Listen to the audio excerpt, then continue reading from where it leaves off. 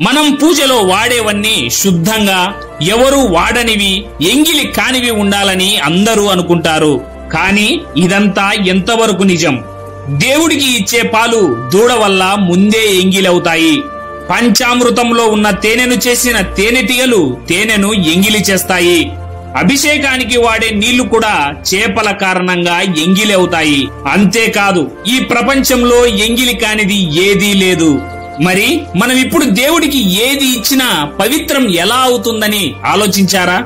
నీ హృదయంలో పవిత్రత, భక్తి ఉంటే నీ సమర్పణ కూడా పవిత్రమవుతుందని పురాణాలు చెబుతున్నాయి. భగవద్గీతలో శ్రీకృష్ణుడు చెప్పాడు, ఆకులు, పువ్వులు, పండ్లు లేదా ఒక్క చుక్క నీరు గాని భక్తితో సమర్పిస్తేనే ఆ పవిత్రమైన సమర్పణను ఆనందంగా స్వీకరిస్తాను అని.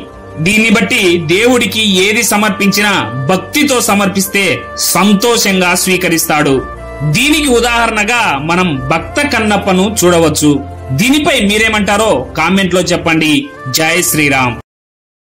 Download ShareChat.